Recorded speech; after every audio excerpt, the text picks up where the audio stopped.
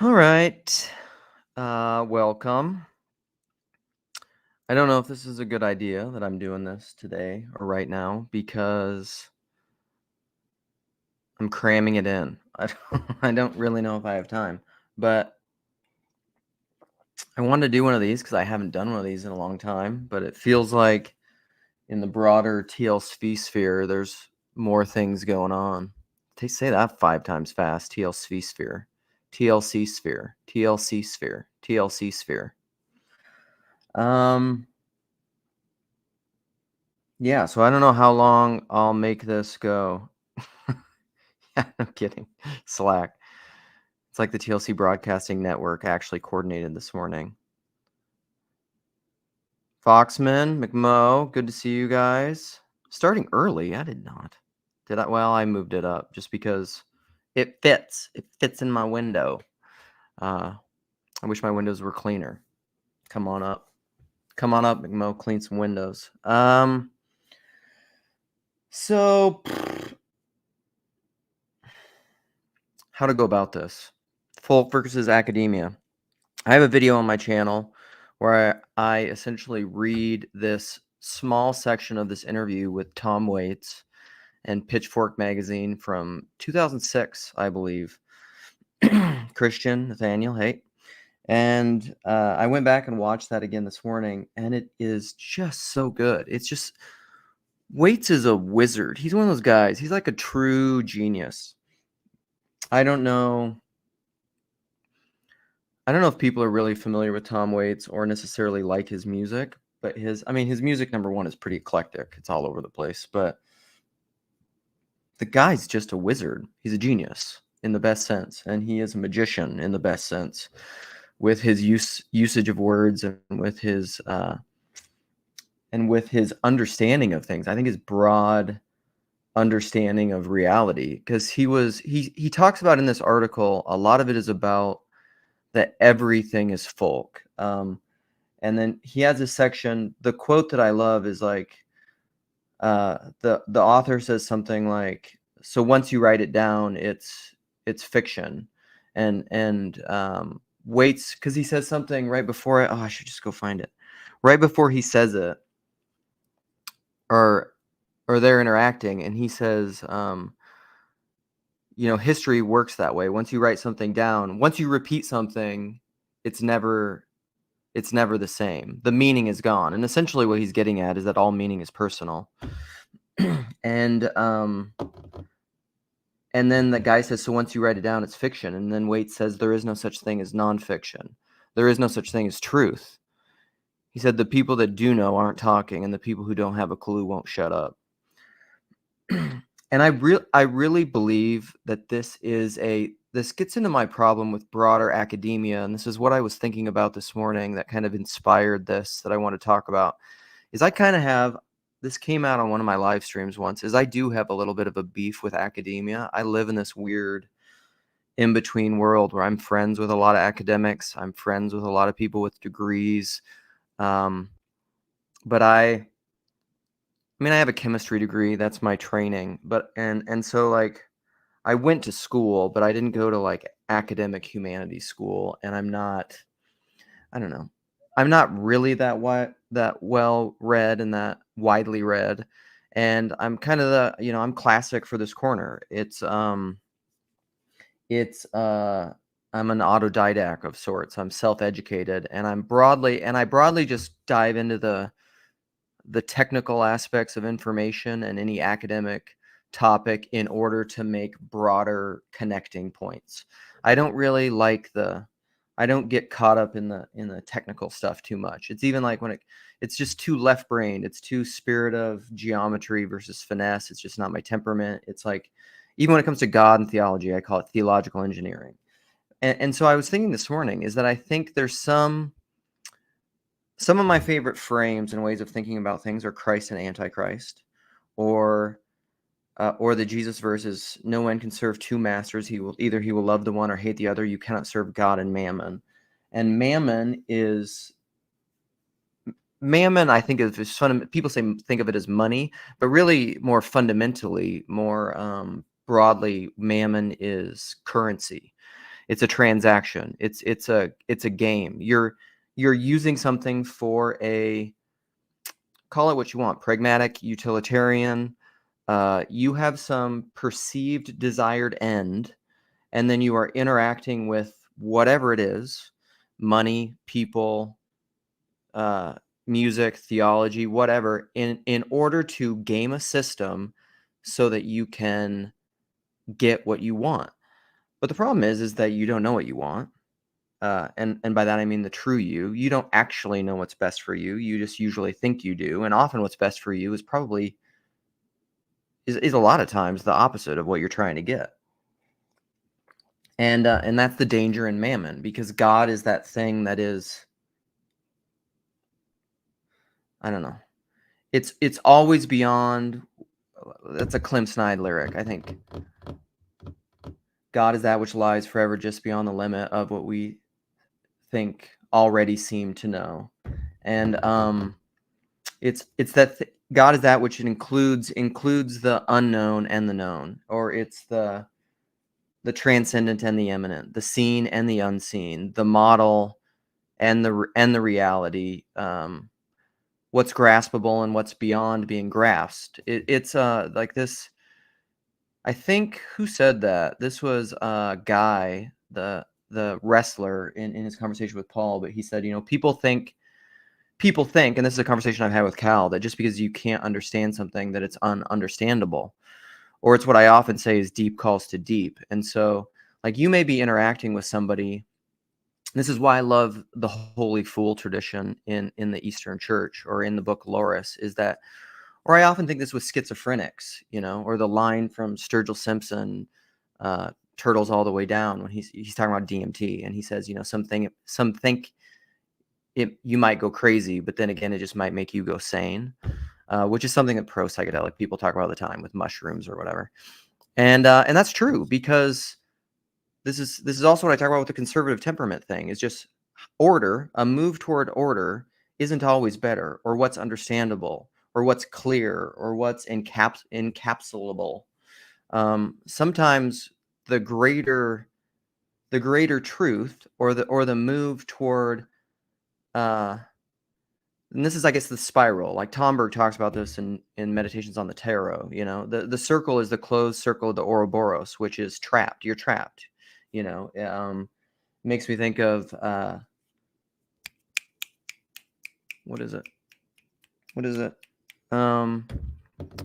True Detective, the first season, but that Nietzschean circle of being trapped in it. But the spiral is the death and resurrection, which allows you to go further up and further in, and infinitely circle the mystical center, that you are always angling towards. So there's a telos to it. It's not completely arbitrary and absurd, but you never quite approach it. It's for this process theism, but everything's that way.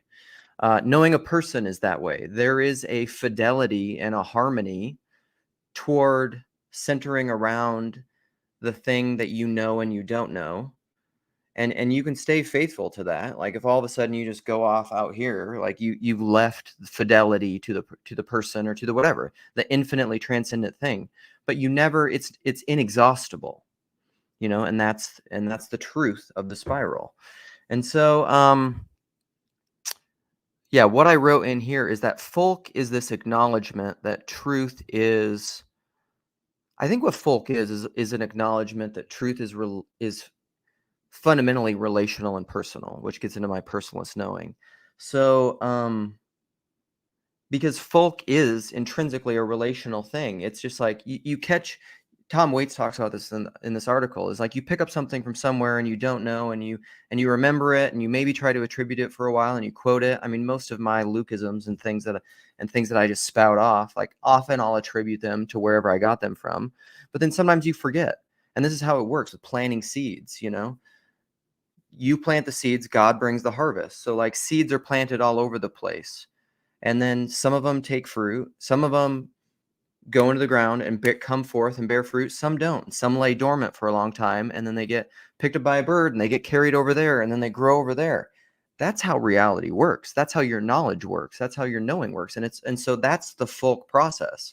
and this is kind of my beef, and why I have in the title, the systemic and systematic intellectual elitism, is that there is something, it's systemic. I put both of those in there, in that it's pervasive, I think, in the modern post-enlightenment world, is that we think that we have this, we treat knowledge and information and facts and definitions as if they're static objects, objective truth, right? It's this static thing. It's an absolute truth, unchanging, unbending, encapsulable thing that you can then take, and then you can like construct these different models of understanding, but nothing is that way. Folk is fluid. And that's the process. And so then you take this systemic thing in this post-enlightenment world, and then you try to systematize it, which is product of the machine, and the machine is the message, and part of that has to do with writing and being a predominantly written culture, which came out of Gutenberg and the printing press. And so like, it's not arbitrary that a machine and a printing press and industrial revolution bred forth this machine kind of thinking and its systemic promulgation. But now we're coming back out of that, I think, with this new medium, because the identity of identity and non-identity, the opposite or the contrast is, it's like the Tao is always included in whatever you think it is. Oh, you think you're in order? Chaos is in here. And if you hyper order it, that chaos will blow out into this fluid movement where reality is always a coincidence of opposites, which I think all goes back to who said that? I forget right now. Lance told me about this. Shout out Lance.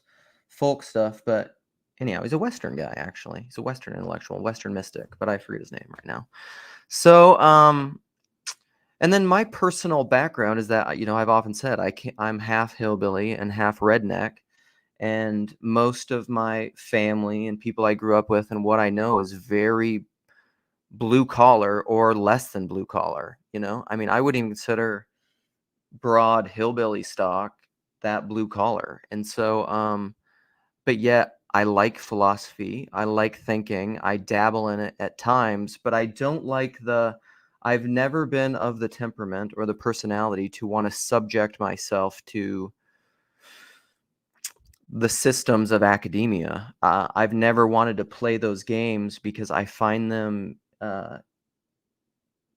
corrupt, which is that all institutions are inherently demonic, that Tillich quote that I love.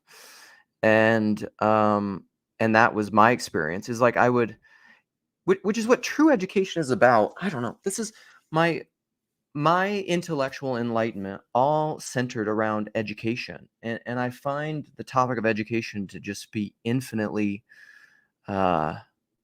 generative. It's just such a fascinating thing. It was reading the Lewis Ransom trilogy, and then it was reading Abolition of Man, and then it was reading things like Mortimer Adler's How to Read a Book, and getting into classical education.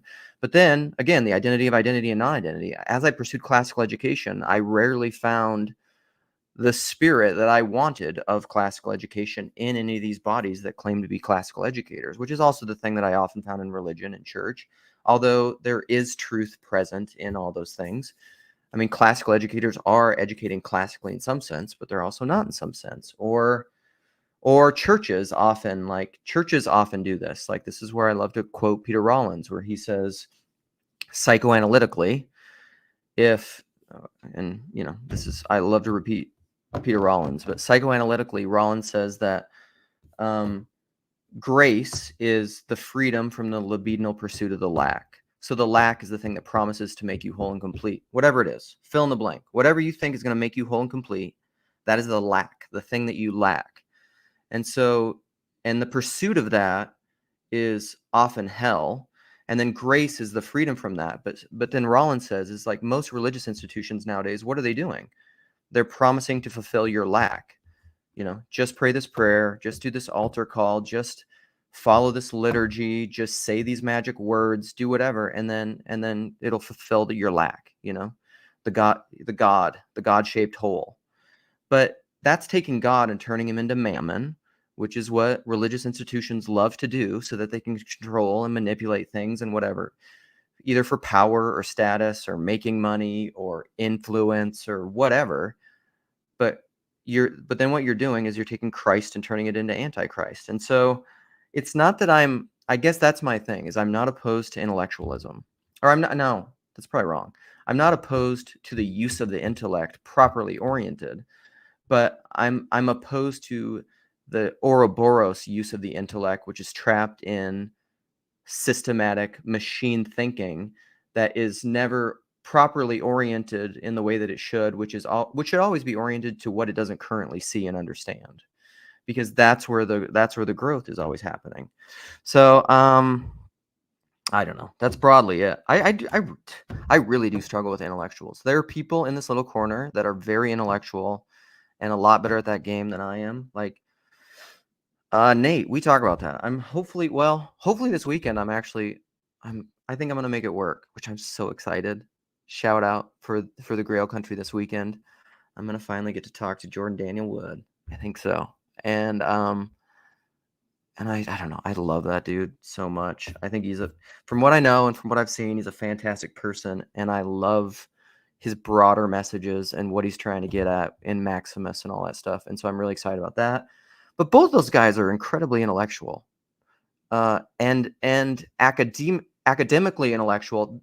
They're the kinds of guys. They're not my term, like the smart dumb kind of systemic intellectuals that don't really.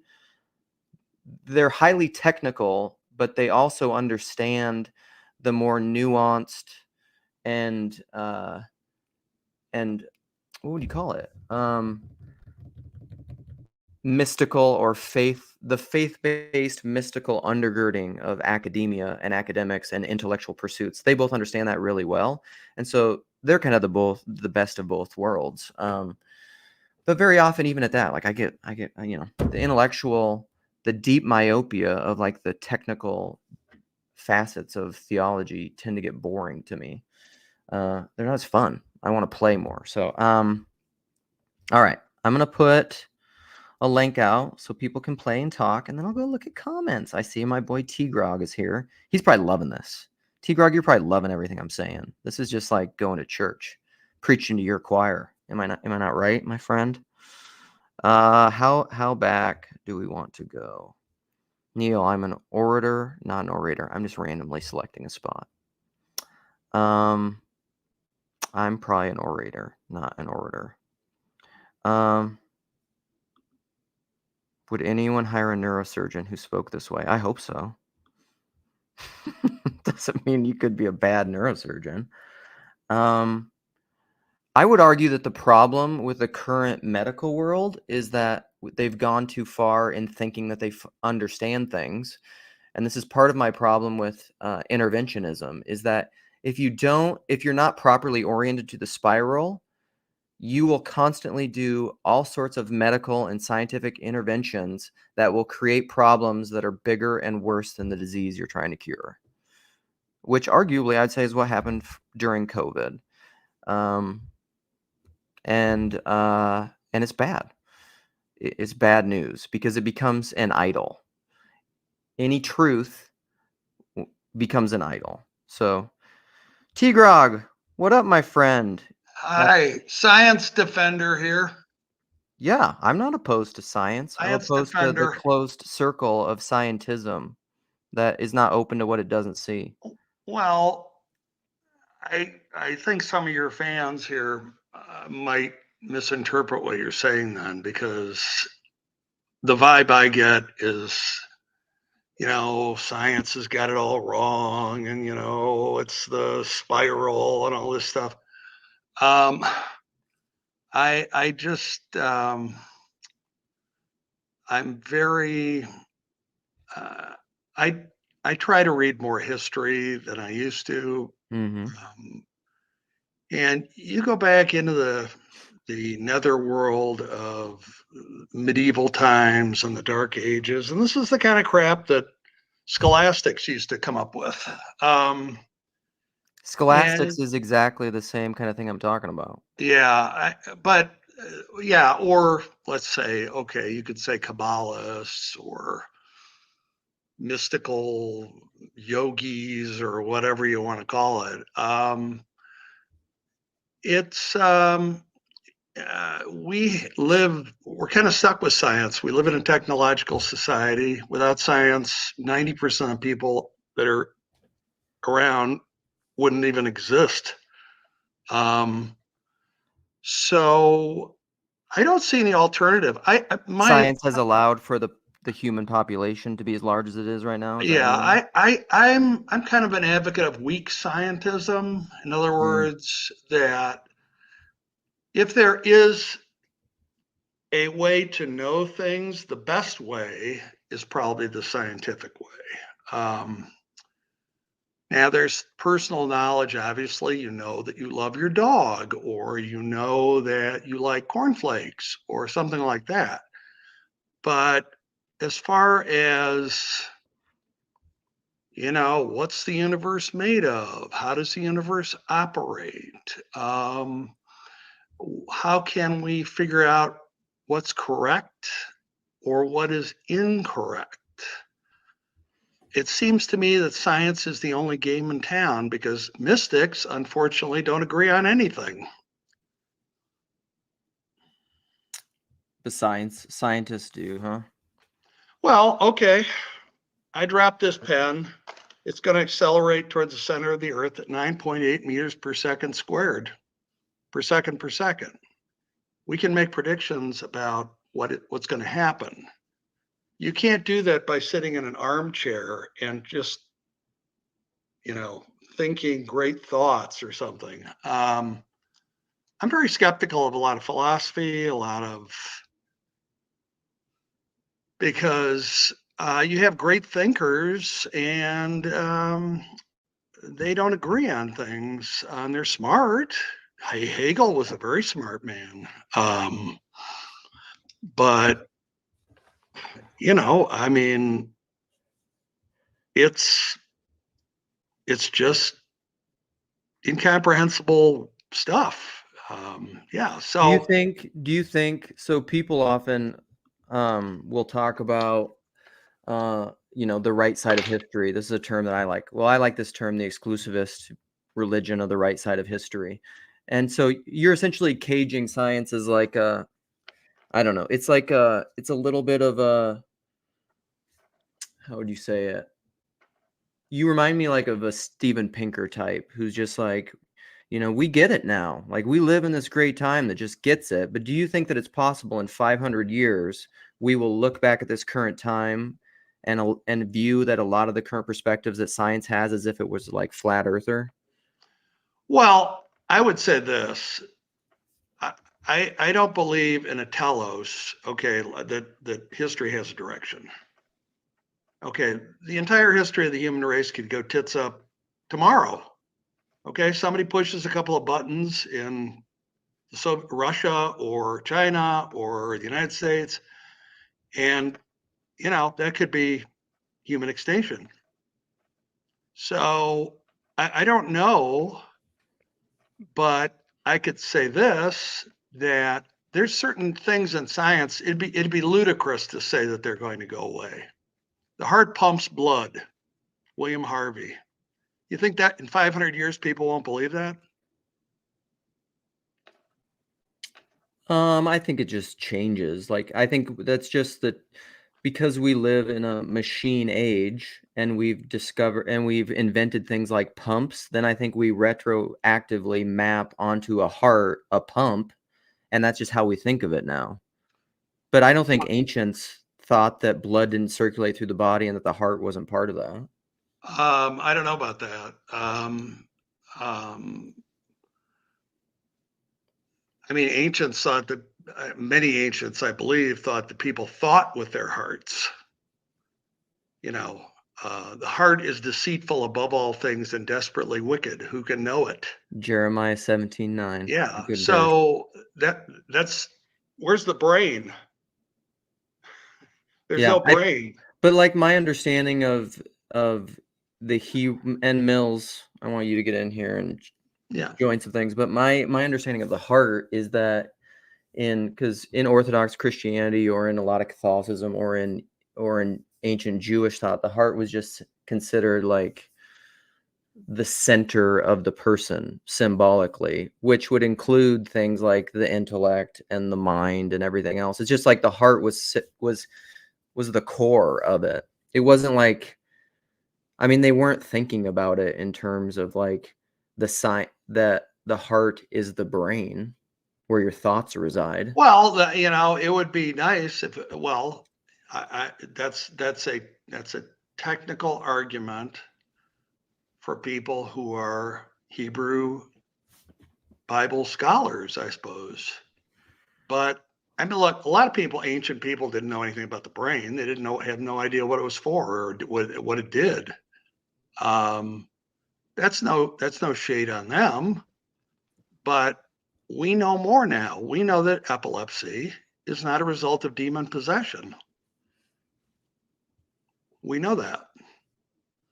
Unless you guys think I'm it not is as a confident. result of demon possession.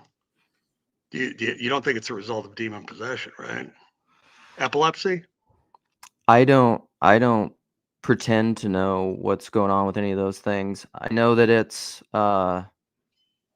not desired, and exactly what are the mechanisms. I mean, I don't tend to think of things in terms of like linear causal mechanisms either. So, hey, here we go. Sure. Chezi, get in here and talk to us about some Kabbalah. We were dunking on mystics and Kabbalists. So, Mills, what's up? I want to invite you into the conversation since you're here. Sure. Yeah, actually, I was trying to make a video this morning, but I ran out of storage space, so I can't like put the pieces together. But I've been reading some William James, and it's actually pretty synchronistic with this topic of dogmatism and literalism and science and these various topics here. Do you mind if I share a little passage Yeah, real go quick? ahead, brother. Okay, so this is from I think lecture 19 of Varieties of Religious Experience. And he's kind of proposing a science of religion. So he's going through all these different experiences associated with the religious sphere and everything, and finding some commonalities. And he proposes that we could eventually develop a science of this. And he says, I do not see why critical science of religions of this sort might not eventually command as general a public adhesion as is commanded by a physical science. Even the personally non-religious might accept its conclusion on trust, much as blind persons now accept the facts of optics. It might appear as foolish to refuse them. Yet, as the science of optics has to be fed in the first instance and continually verified later by facts experienced by seeing persons, so the science of religions would depend for its original material on facts of personal experience and would have to square itself with personal experience through all its critical reconstructions. So he's kind of getting at the epistemic grounding of any science, that it's ultimately based on experience.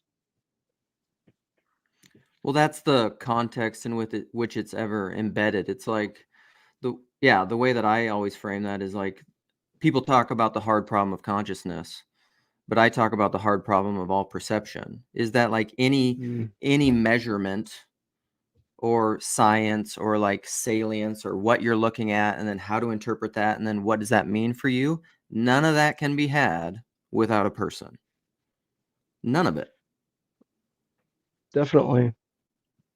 Well, I think that's trivially true. Obviously, if you're dead, you don't exist anymore. You won't be experiencing things, so you won't experience science, right? Yeah. So, okay. So, what? How does that help you understand the world? Well, I think it has to do with our salience and what we're noticing.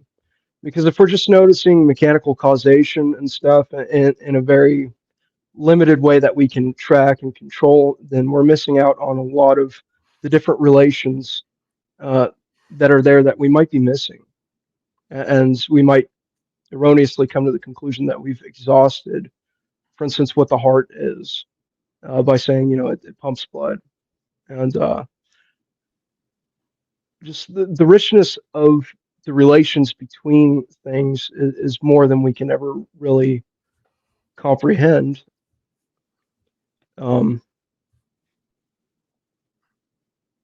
yeah, just getting down to what we notice and value is doesn't exhaust the thing. Well, it So- depends on what you mean by exhaust. In other words,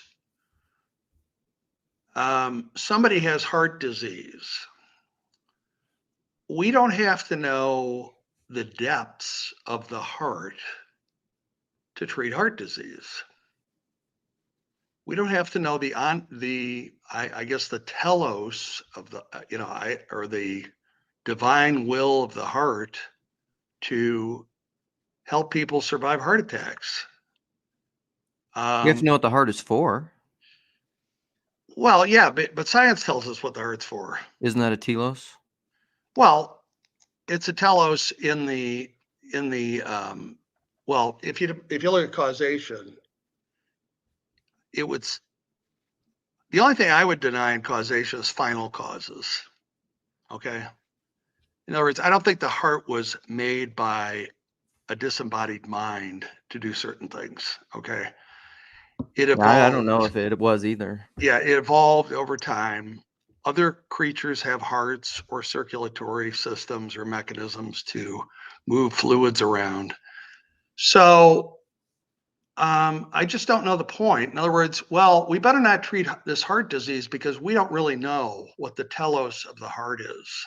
See, we don't understand the depth. This is what I object to, the depth idea. There's some deep thing that nobody understands, and there's no way to test it. To me, it's an assertion without evidence. There's some deep meaning or some deep thing. Well, that's an assertion. Okay. It's just an assertion. It's like there's a deep meaning to this pen and nobody knows what it is. I mean, it's kind of it's a surrender in the attempt to find out things. It's like, well, it's very magical and we don't understand it. So, that's how I see it. I mean, I hope, please correct me. Well, I don't think it should lead to resignation or inaction. I think it's more so just not closing off possibilities of discovering new aspects of things. Well, of course, Uh, science would do that. Science is looking for what's going on. So I don't know why they would not want to pursue it. I think the problem, I'm trying to make a more practical example, is like something like the case of COVID is like the problem is if you think there's a problem and there's a disease and you don't understand it fully, or you put faith that something is worse than it is, and then you go to enact a cure, and then a lot of times the remedies can be a lot worse than the problem you're even trying to fix, because like a lot of those things you just don't know the fact of. So like even with heart disease, something like that, for example,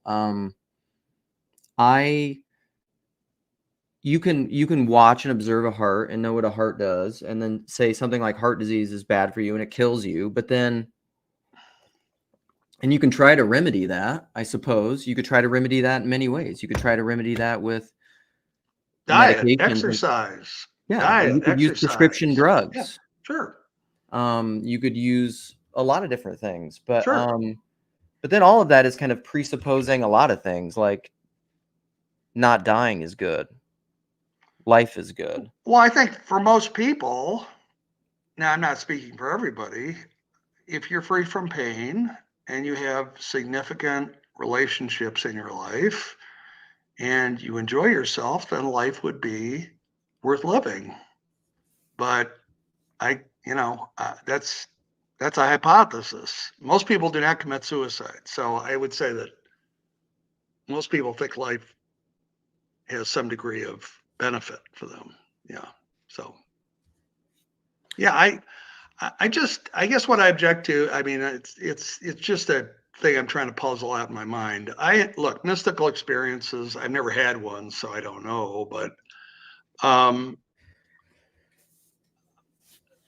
the idea that they put you into contact with some deeper level of reality that science does not understand is an assertion that I find extremely questionable.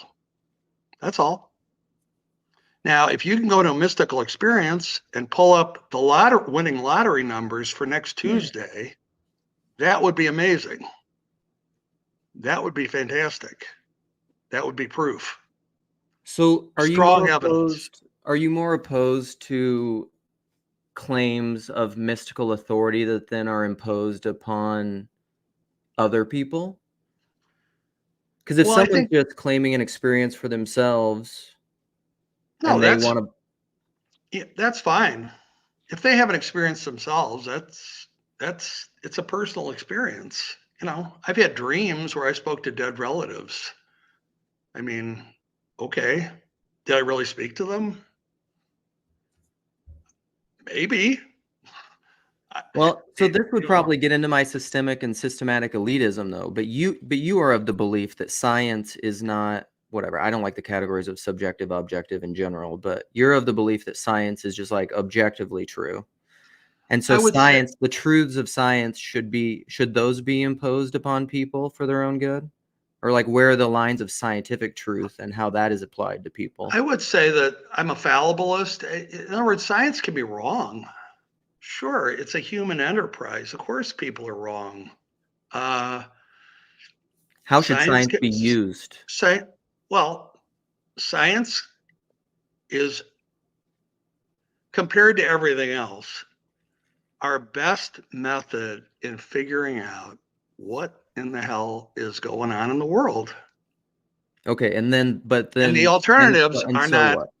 uh, I want to well, get past. I want to get it more practical in this rather than that. I hate Christian apologetics and like yeah. scientific What religious the danger I conversations. see with mystical insights and things like that is people get harmed.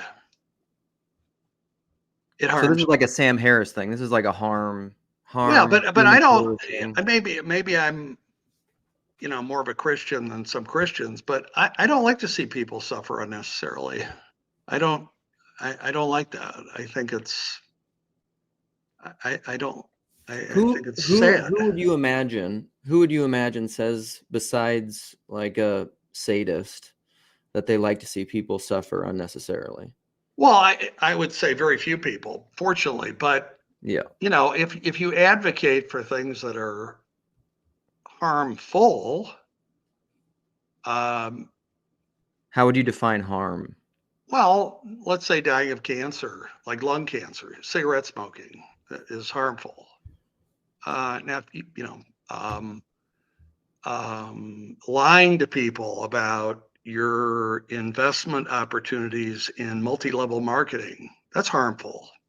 So harm, could I say this? Just tell me Yeah, if you think this is right. Is sure. harm something that uh, moves people toward death, non-being? Well, at least suffering. Um,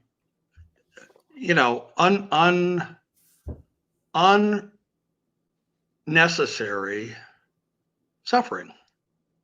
Yeah, the necessary thing. I don't know. Necessary is Unnecessary. always a tough word for me. Gavin, do you have stuff to say? Sure. I Hey, got all Gavin. kinds of things to say. Hi, Hey, Mills. K. Grog. Yeah. I just like listening too. So Okay. Well, yeah, I just it's an didn't want. interesting conversation though. The suffering bit. It seems that suffering is inevitable, and Well, then that's true. sometimes there's There's a suffering truth. that makes you stronger at the end too. Like suffering's it's kind of a tricky topic to just like use as your measuring stick. So Yeah. when a dentist invented general anesthesia back in the 19th century, did he do a good thing or did he do a bad thing? Oh man. General anesthesia. Yeah. I have an interesting story where I asked my doctor if they would stick the thing down my throat into my stomach without putting me under because I wanted to be that guy. And yeah, endoscopy. So Well, You are would not you? muted. Yeah. So, do you think general anesthesia was a good thing or a bad thing? That was a I scientific think it's invention, by the way. yeah. There's I that one, and then the other one's like watching, like you were talking about the dreams and I was thinking of Watson and Crick and the structure of the DNA and the story that one of them dreamed it. Like there's sometimes we encounter, it's like we're given knowledge. Sometimes it seems to come out of nowhere. Some people encounter that. So Yeah. that came to mind as well when you were talking about, this, if we can guess the lottery number, and it's almost like sometimes the same invention is discovered by a couple of people around the same time. It's interesting how it works out. And anyways, yeah, I was just kind of pushed back on two of those things, right? Two of your points, T. Grog. Yeah, but I would say, generally speaking, if you have a dream about something, I wouldn't go to the bank and bet my house on it or something. I think that would probably be a bad idea. So here's a Yeah. quote that I love that I thought of the other day that was because this came up. Well, necessary and unnecessary suffering came up in Nate's Grail's in the live stream on Saturday, and like I don't know, we weren't able to go into it. The problem with some live streams and people coming in is like it just things are spiraling out of hand pretty quick, or not out of hand. It's just a different vibe. But like, I don't know that there is such a thing as unnecessary suffering, which I mean, it would take me a long time to flesh that out. I mean, it all gets into what do you mean by that, I guess, which is the lightsaber that Chad always talks about, or like the Jordan Peterson thing. What do you mean by that? It's the question that's gotten me in trouble for most of my life in like churches. What do you mean by that? But oh shoot, what was the other thing I was just gonna say? Like whether or not something is good or bad, I think really depends. Like that's something we've talked about quite a bit on this channel. Like one of my favorite conversations I've ever had in Grail Country was with Sherry and Jess, and it was in How to Walk on Water, where we start off by talking about the parable of the Chinese farmer. Which, are you familiar with that parable? No. So, and it's a really old parable, but it's essentially like, I could try to recap it quick, but it's like this: there's a father and son, and they go out and they're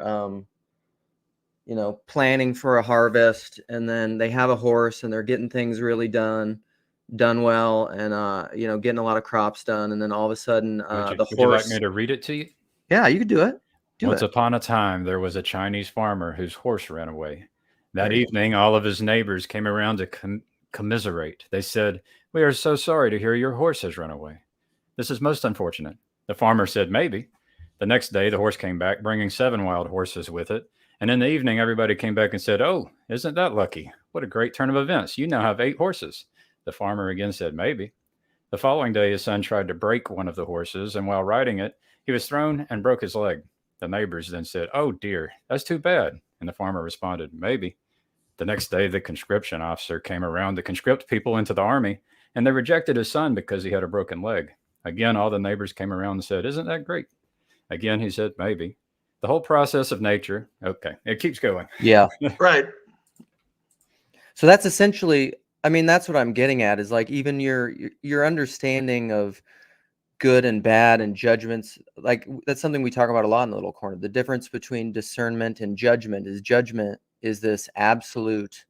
We all have to make discernments. We all have to live our lives and choose between this or that, which whatever, that's complicated too, because you're not, like, by the time you think you're choosing, you've already made the decision, which are like the Libet studies that happened like in the 60s or whatever that Rupert Sheldrake talks about. But you have to do those things in your life. The problem is then absolutizing them and concretizing them in ways that are incapable of, I would say, repentance, or you could say the coming into new evidence, perhaps. Mhm. Yeah. So is suffering, Sherry says, this is exactly what I'd say. So is suffering necessary or unnecessary? Maybe. Is suffering good or bad? I mean, are you given birth? You don't, not even, as Gandalf says in Lord of the Rings, not even the wise can see all ends. You don't know. I mean, it's a posture of humility toward reality. Well, I understand that, but in the Christian tradition, suffering is absent from heaven. So suffering, if heaven's the perfect place and there's no suffering, by extension, suffering is bad. Well, Okay. this is why So if is where suffering is absent from heaven, then God has taken away suffering. So T-Rog, So, these are the conversations I'm interested in you, because it's tell Yeah. me the God you don't believe in, I probably don't believe in him either. Right. Or tell me the heaven you don't believe in, I probably don't Right. believe in it either. Right. I don't know. So I don't know that heaven is necessarily devoid of suffering. The way that I generally conceive of things is that there's one reality, and this is a very orthodox understanding, and a lot of it has to do with our orientation and acceptance or rejection of that reality. So, like, if what happens to you, you're not constantly fighting against, are you suffering? They've actually done studies on this recently, like voluntarily entering into suffering and thinking that it's going to benefit you, like doing consistent exercise. Guess what that does? It actually makes you stronger and anti-fragile and better and increases your health.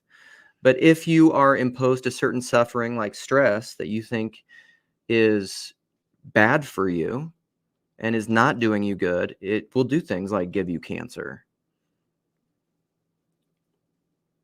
So a lot of it has to do with your orientation toward it. So then to say something like heaven is absent of suffering, it depends on what you mean by that. I think the parousia, or the new heavens and the new earth, or the reconciliation of all things, however you want to, heaven, whatever, call it that. I mean, heaven is kind of a useless term anymore because it's been so abused, like hell. But like when things are made right, I would say from a Christian perspective, I don't know that the suffering's gone so much that people are rightly oriented toward what they maybe previously fought against. Well, I think you could admit that that's a very idiosyncratic approach to What I just said, to Christianity. I mean, I think that's that's a the very classic Orthodox Christian understanding of it. This is what I told you last time. I think most people reject not only a Latin Western tradition, but like this is broadly what I think happened. The East and the West is Cliff Notes. The East and the Sure. West split, and the Western Church was over here, and then you had the Protestant Reformation. right. And then you Mhm. go down like all these different branches of the Protestant Reformation where you end up in like a fundamentalist Southern Baptist. And that's the view of Christianity that most people in America think is like the standard view of Christianity. And it's not the best to choose from. If you're Well, picking and okay. choosing. So how do you determine which Can I toss in is? one thing? Yeah, go ahead, please. I just my mom died when I was young, and then I'm told, I'll see her again in heaven. So like, I think there's versions of Christianity that can be very helpful for people depending on where they're at. But Yeah, one person's totally agree. version of heaven, for example, will be helpful. Maybe it's helpful for the 3-year-old. And then there's another version of heaven that maybe you go and you study Judaism for 30 years. It's like I feel like there's different versions of it which are going to be helpful for you where you're at on your path, which means like you probably at the end you might not end up staying in that same place, the same kind of Christianity you found originally, something like that. Completely, because when the student is ready, the teacher will appear. And what I often add on to that is because then you have eyes to see that you always knew it was there. You can see the teacher then. The teacher was always there saying it. You just couldn't see it before. And that's like essentially what Neil said here. The problems T-Grog is outlining very well, I might add. Yeah, I was not able to see through until I had a sufficient amount of suffering. That suffering was proof that my prior model was insufficient. Yeah, and then so it's the best Christianity is going to be different for different people, right? Yes. And then as the person grows and changes, the best Christianity for that person is going to update as well, and that should happen over time too. Hopefully it changes as society changes. It should be emergent. So you're putting these, do you know you're putting these in the private chat, or are you just asking us, or you want to put them out in the bigger, broader comments? I don't care. I'll put them out Okay. wherever you guys want. I've never done this. I mean, this is my second Okay. time doing this, so I don't No, know. for sure. I'm just asking.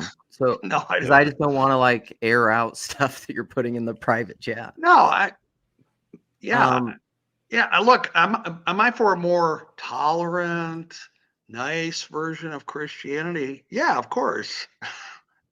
Yeah, that's great. Universalism, great. No hell, great. You know, yeah, that's great. It's like, yeah, sure, why not? But There might be you're some just people that need a hell. you're choosing, you know, you're making a choice. It's not based on, as far as I can see, arguments. You know, what did the Bible say? What did the church fathers say? What did you know? It's yeah, sure, yeah, I'm all for it. But so here's a quote. We got another. So what's funny is like I don't even like that may be totally true. Christianity will die out just like the other ancient religions. Nate and I were actually talking about that the other day. The way that I would say it is like the current model or institution or way of understanding Christianity may die out, but like Nate said it this way, and I think it's totally true, is that Christianity may die out, but like that would be the most Christian thing for Christianity to do. I don't think it'll die out. It'll morph into other things. It's already doing that in the charismatic movement. You know, I hear Paul Vanderklein going, "How can we get people in church?" I said, "Speak in tongues, have healing services, jazz up the music. You'll pack them in. Pack them in. No problem. I'm an atheist. I'm telling you, what's popular is charismatic Christianity. That's what's popular. No doctrine, experience only, whatever, anything goes. Prosperity gospel, pack them in." Isn't that all? But I mean, that all goes that all these things again presume the question of what is good, what do you want, what is success. It's all bound in the context. This is why I say things like the person is the nexus and the locus of all meaning. Because is that a good thing? Because there are a lot of people you would say that like we're not going to appeal to popularism because, you know, I mean, like go talk to like a fundamentalist Christian and they'll Right. say like, is your goal to pack people in churches? Do you want to just be popular? And they say, no, we want to be truth. We want to defend the truth of the Bible and scripture Right. or whatever.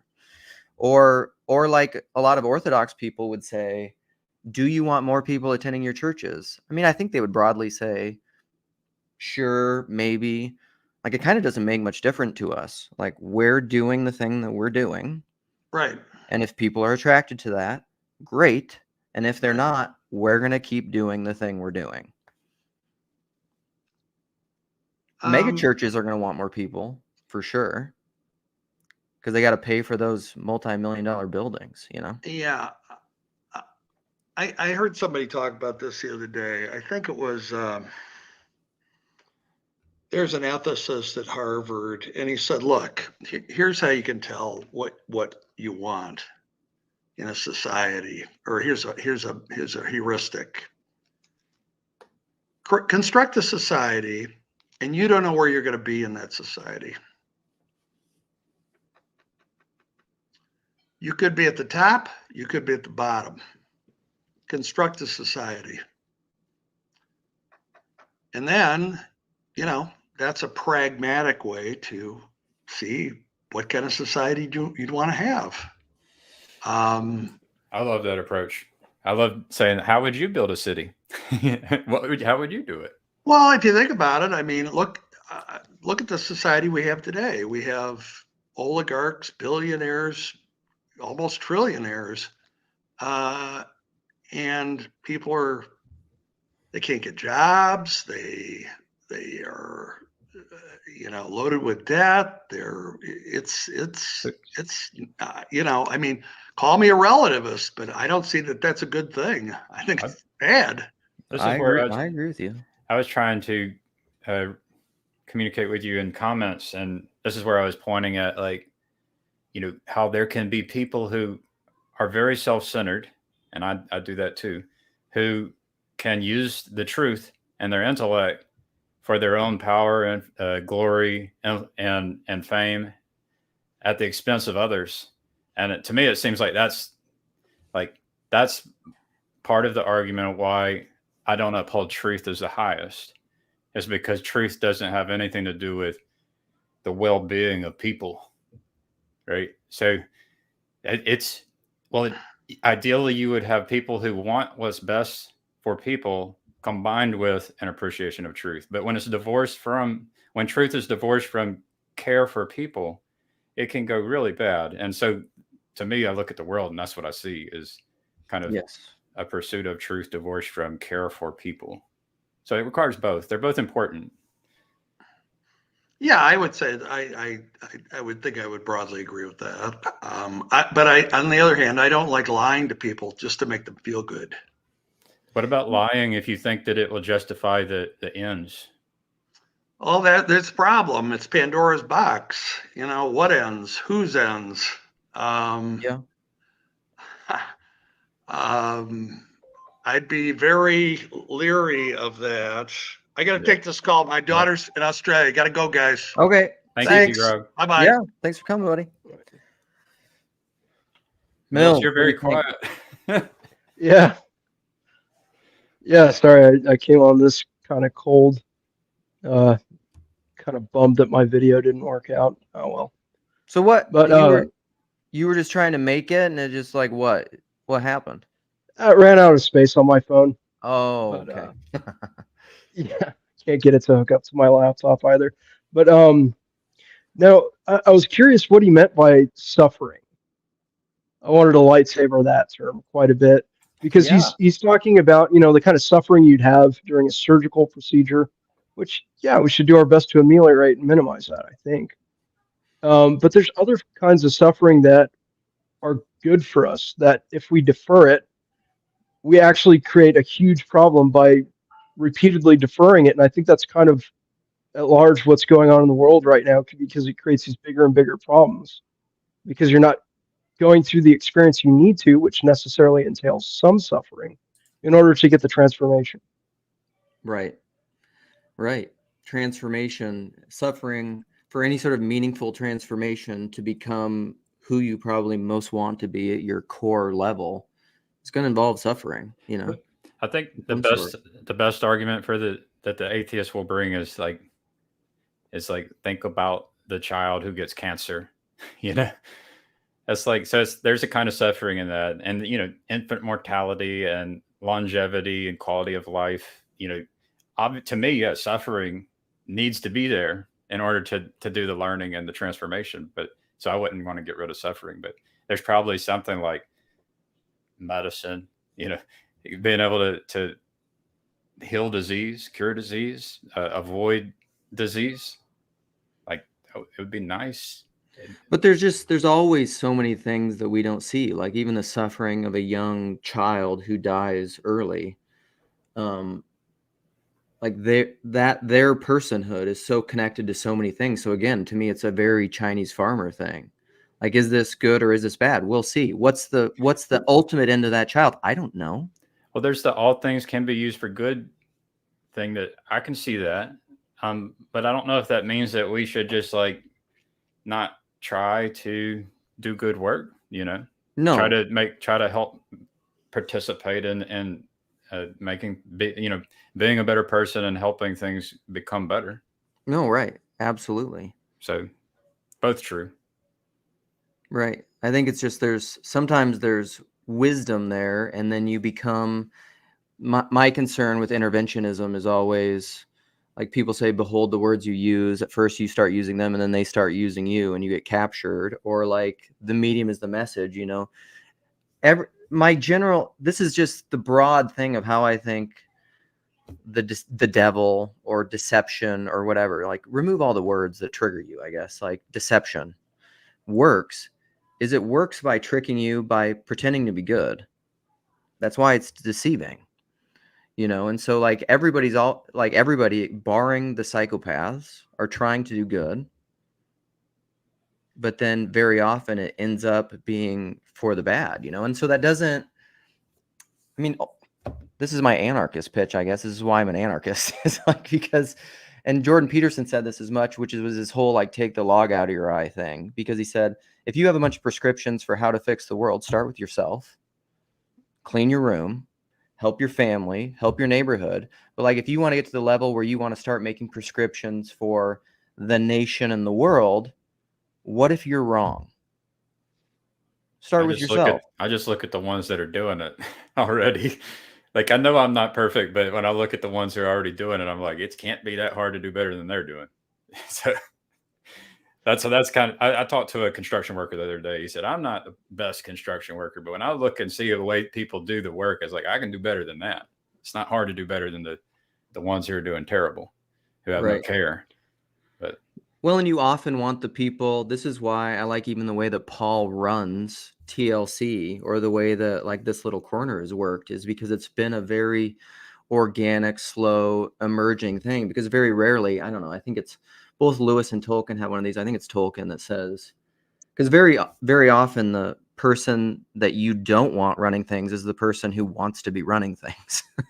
You know, like that's the person you don't want in charge. The person you probably most want in charge is the person who's going to fight you tooth and nail, that doesn't want to lead, you know, because I think, because those people, I think, are the ones with intrinsically with humility, because they're just like, what do I know? How do I know how to fix things? But eventually there's like a cumulative mass where people, I think this is how it worked in smaller groups, where they were just like, no, you're the leader.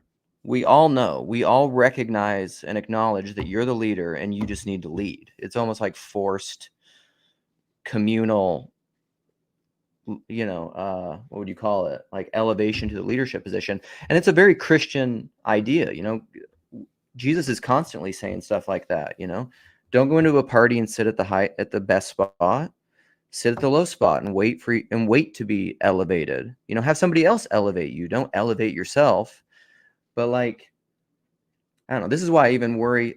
This will circle, but we'll circle all the way back to the title of this discussion. This is why I struggle with systemic or systematic elitism of academia, or even like YouTube with likes and status and everything else. Is like, or that video that Paul was playing of that YouTuber talking about how to like get the most followers and clicks in YouTube videos. That's all wired toward gaming the system so that you can elevate yourself. Fuck all that. Like, no way. I don't want any part of any of that, you know? Like that's probably why I like Peter Rollins and pyrotheology, or pyro anything. Like if I got popular at YouTube, like I'd want to burn the thing to the ground. I'd want to like disappear and like go out in the woods. call us bluff, folks. So Yeah, subscribe. no. Yeah, definitely. And I think that, you know, sort of get your own house in order thing is really important, because when you start to do something, I don't know, there's like an extended causation thing going on where spontaneously, like others seem to kind of pick up on these things in a disconnected way, and then you kind of find each other, and then it kind of permeates through. And once you get your own thing in order, if you figure out how to, you know, I don't know, follow the Tao, if you want to use that metaphor, Sure. Then it creates a resonance that people notice, and it has this implicit effect on all kind of stuff around you. And so it's not just all top down stuff. No. Like these bottom up processes matter a lot. Totally. And it allows for the other people to voluntarily, without coercion, do what they want to do. It's the, you know, it's like what I was talking about earlier. It's the planting of the seeds. It's not me telling you what to do. It's the very Jordan Peterson. Speak the truth as clearly as you can, with integrity, without lying, in as much as you're able, and then let the cards fall where they may. You know, it's the deep calls to deep, like resonances. You're not gonna hear what I'm saying or like what I'm saying if it's not salient to you. And if it's not salient to you, there's nothing I can do about that. Hey, Luke, if you did become popular and you were to like burn it all down, would that be a selfish move, a self-centered move? Potentially. Potentially. Yeah, Right. I don't know. And those are all things that I've struggled with. I mean, sometimes too. I mean, so that's an honest confessional thing. Here, I'll give you a confession of the right kind, I think. Um, I think a lot of times I have not leaned into areas where I could really improve, which is like being more structured, being more disciplined in terms of like academic rigor, because that's not my natural inclination and I don't like it, and because I don't like playing these games. But a little bit, could I at different times in my life, I haven't ever done it to a degree that's really required something of me in a delayed gratification way or a dying to myself. Like I don't want to play those games, so I don't. But would it take a degree of humility and self-sacrifice to play those games, to meet people where they're at in a way that like that's just the way the world is? And would that potentially be a better thing or a good thing or an okay thing? Yeah. So in a sense, have I been, you could argue, I mean, I can see this. Have I been lazy and selfish in not subjugating myself to like a more rigorous academic intellectualism, perhaps? I think we all do it, Yeah. right? Like when there's of the kind of suffering which good can come from it, but could potentially be avoidable. We can, to the practice cleaning our room, and not being lazy, such that we take responsibility as, networks of people. You make the sacrifice of here in a place so that perhaps you pursue some goal, some to help with the corruption against those who would wield power, without care. So but it takes a sacrifice. I like what we're doing though. I think sometimes I ask if what we're doing is selfish and lazy, and to a degree, it's like this is kind of a low hanging fruit kind of thing where we practice, or for me, I get to practice listening and trying to love the people that are here, and it doesn't come easy or naturally from me, and so that's good, and it's a good foundation. It's a good foundation for. So it's not too hard, and it's a good foundation. But I think it's like walking through some door. I think there's other rooms you can walk through, more doors. Oh, more doors. That's a Yeah. Well, and I don't know. And part of it is probably just a discernment of your gifting to some degree. Like I'm not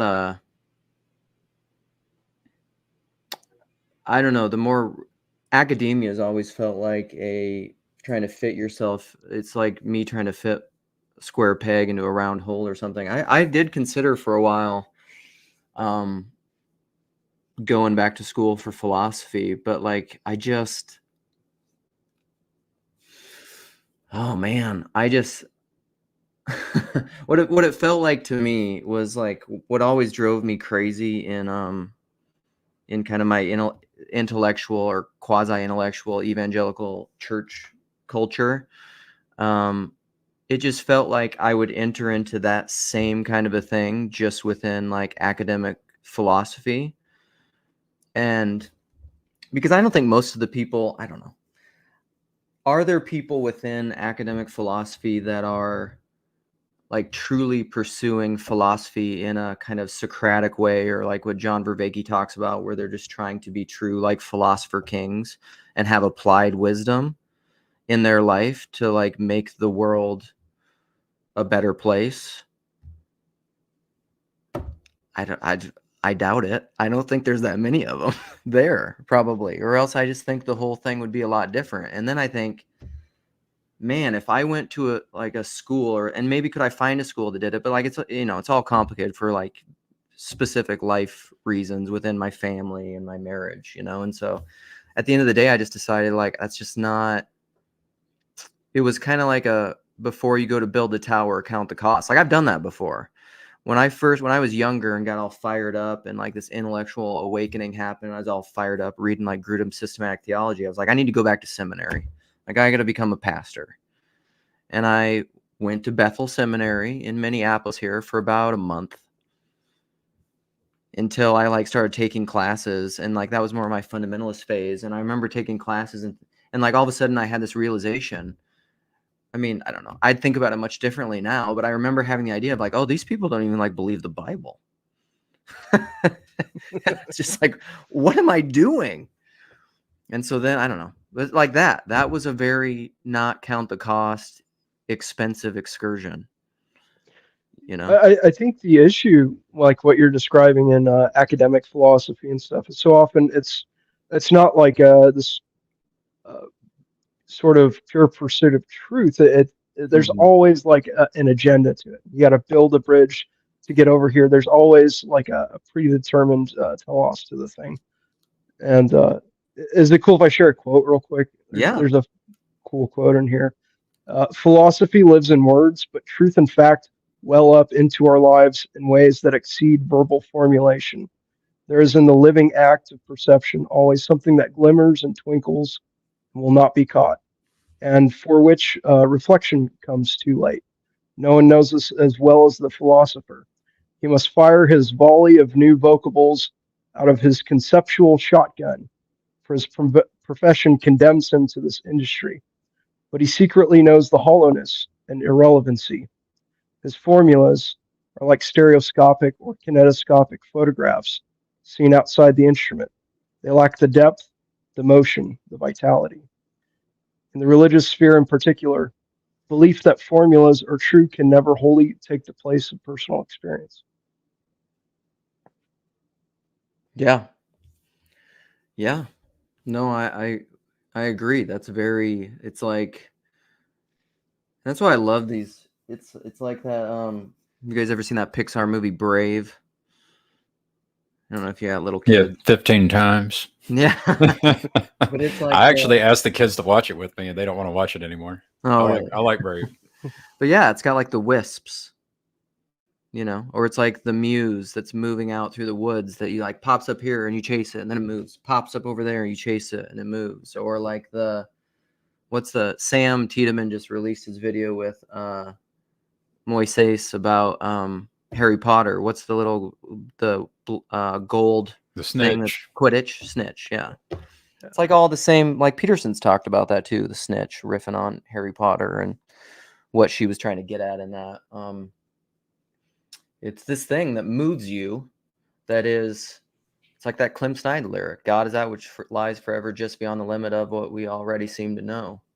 Except I think also, this is where I would push into it more with like the Maximus and radical kind of incarnational theology, which I think came up. This is a shout out to Ken Lowry and Climbing Mount Sophia when, because he just got an interview with Jordan Hall. I don't know if you guys saw that, but Jordan Hall's he's so hot now. Like this really smart Vervaeke guy that just people can barely track with, who now all of a sudden has become a self-identifying Christian. And so everybody's just like trying to get him on and talk to him about it. But shoot, what was he talking about? I lost my own thread. Wisps, the Muse. You went to Jordan Hall after that. I did. Oh yeah, and before that you were the snitch, yeah. I don't know. I lost it. Dang it. Sorry. Just sort of chasing the logos and it pops up here and there and you lose it and find it again. The radical incarnation thing is like, yeah, because it's always just beyond what you already seem to know, but it's also present in, I mean, in what you think you know, but it's present in everything. It's everywhere present, filling all things. It's not like God is only out there, like forever beyond your grasp. He's also in your grasp. Yeah, but the golden snitch, I've tried to think about that. Is there a character in the story that was the golden snitch? And then, maybe there's a golden snitch within us as well, but it's like, was Snape the golden snitch? Yeah. So it's like, but yeah, that's what comes to mind when you say that. Here, is Grog the Sam Harris of TLC? Maybe. I love having Grog here, and it's fantastic. It's good for me because oh my God, I hate apologetics conversations so much. Like and it can feel like you get into because that's part of it. That's a big thing. That's why I love Chad. And even like it came up in a Grail Country conversation the other day. Sherry was in here in the comments saying like this is going to devolve into like Christian apologetics pretty soon. And I don't like those conversations. I don't, but I need to learn again to see the value. Does Christian in it. apologetics work? Well, Like, have you again. seen it? Have you seen it at work? I wonder if anyone has a testimony where the apologetics worked for them. Like they encountered apologetics and then bam, that's what, I don't know.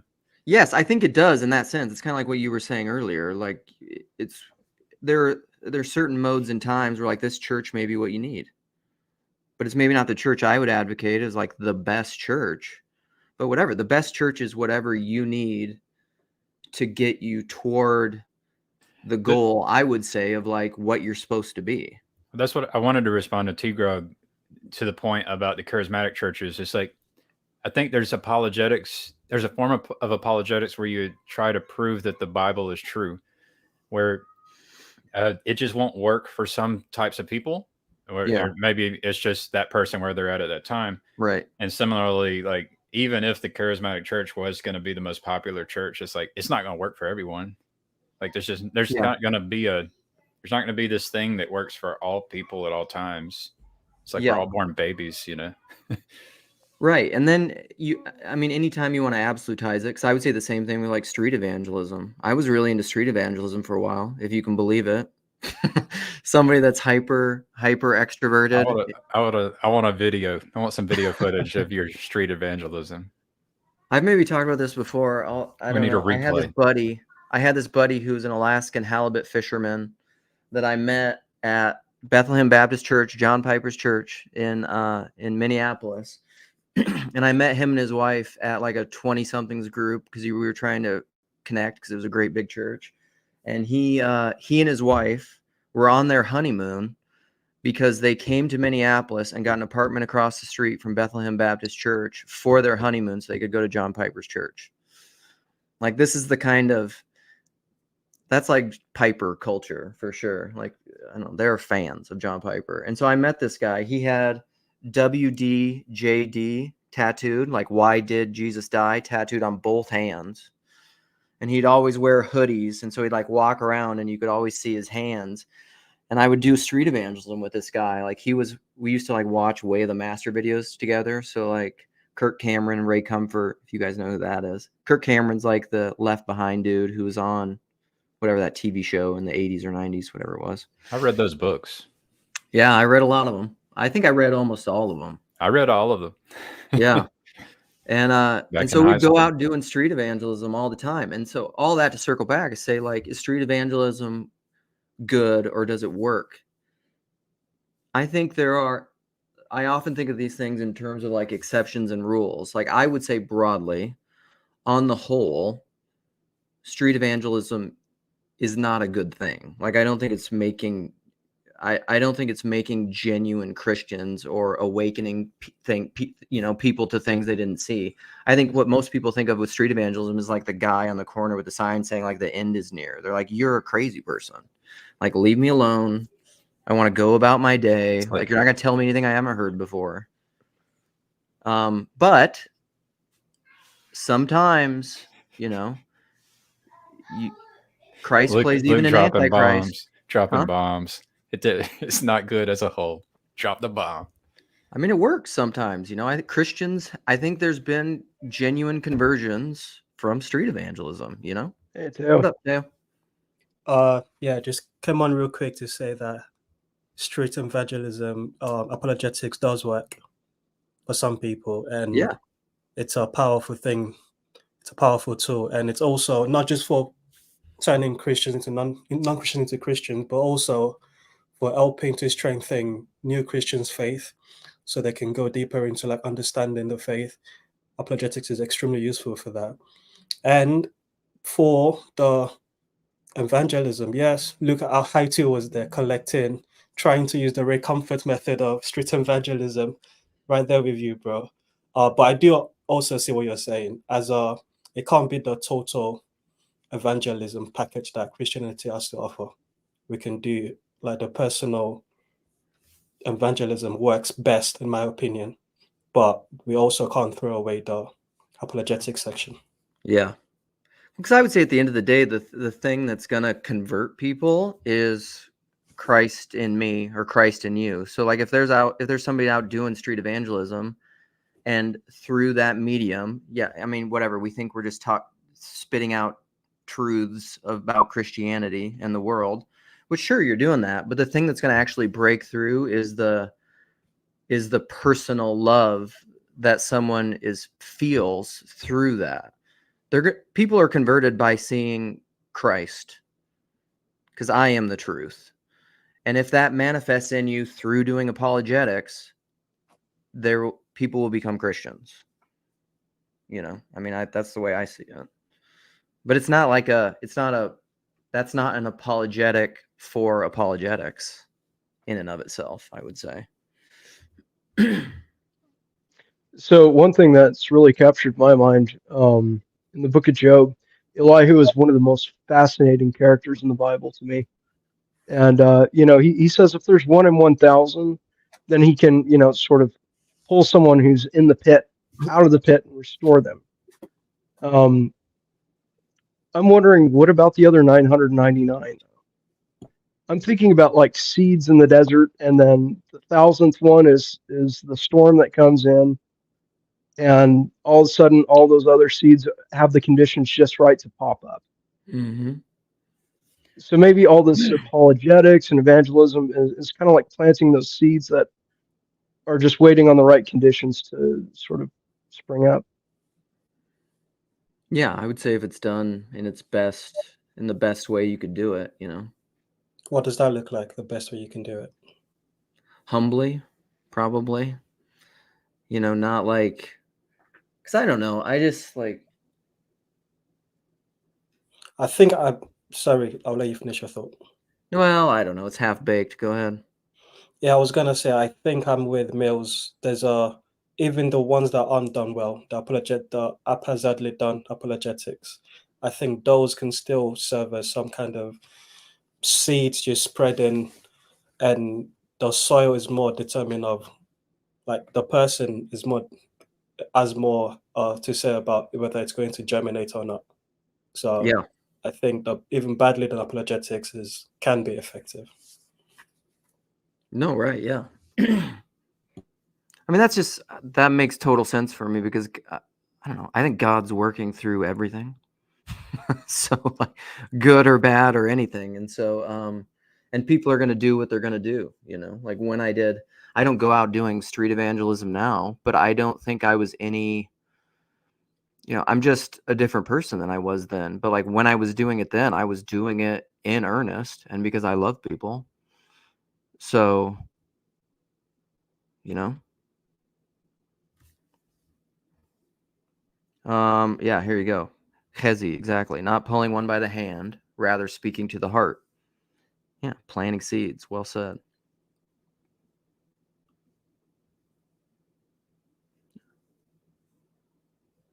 So. Oh, I love answer, man. Where's he at? Here we go. This guy? We preach Christ crucified, not ourselves. And faith comes by hearing God's words. Yes. I became a Christian through him. See, I mean, that's just like the ways. Here's a very Chad statement. The ways that people become a Christian are about as wide as there are people. Yep. That's how it works. Mills. See you, buddy. Sherry said you should watch their video on Elihu on Jess channel. Their stuff's solid, so Definitely. Thanks. Yeah, see you later, buddy. I'm gonna go read through some of these comments, and I'm gonna head out as well. See you. All right, see you later, Tyler.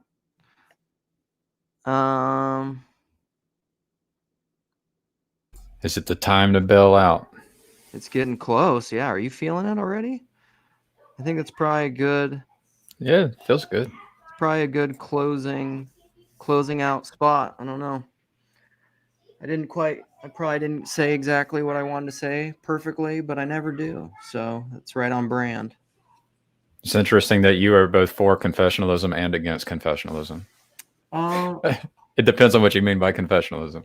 Yeah, I'm all about the kind of confessing, which is confessing your sins to one another that you may be Right. healed. Right. That kind of thing. Will I be at Estuary? Yes, I will. All right. All right. Garth, Good to see you, you Luke. here, buddy. And thanks for coming in, Gavin, and we'll see you all later. Peace out.